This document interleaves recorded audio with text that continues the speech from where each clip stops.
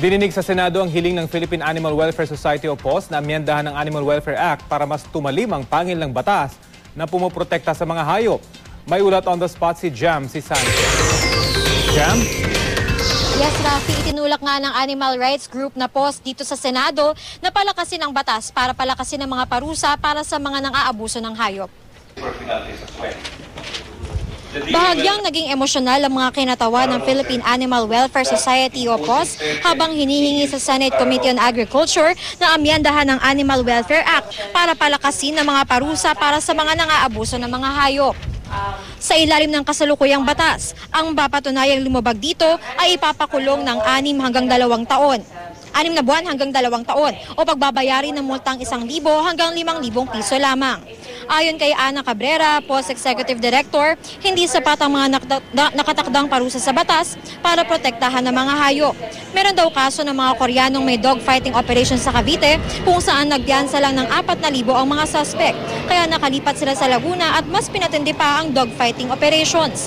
Nais ng POS na maparusahan hindi lamang ang mga sindikato, kundi pati mga pet owners na nang-aabuso o nagmamaltrato sa kanilang mga alagang hayop.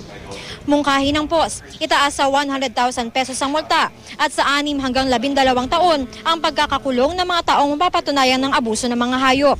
Ani Senador Kiko Pangilinan na chairman ng Senate Committee on Agriculture, mukhang kailangan niyang amyandahan ng batas para maiwasan ang mga kaso ng pang-abuso ng hayop. Pero pag-aaralan pa raw ng maigi ng kanyang komite kung ano ang mga ipapataw na parusa. Narito ang kanilang mga pahayag. Very alarming kasi nakikita namin in social networking sites and pinangangalandakan pa ng mga animal offenders na oo, pinatay ko yung aso, pero ganyan. So they're trying to justify yung mga ganong things. Siguro pwedeng i-qualify. Kung talagang maramihang aso ang involved, halimbawa, o maramihang hayop, mas mataas, may justification na itaas itong penalty.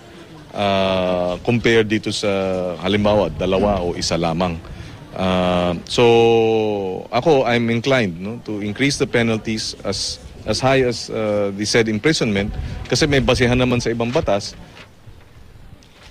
Yes, Rafi, sabi nga ni Senator Kiko Pangilinan, mukhang hindi naman sila mahihirapan na amyendahan itong Animal Welfare Act at mukhang mabilis naman daw nila maipapasa yung batas. Rafi? Maraming salamat, Jam Sisante.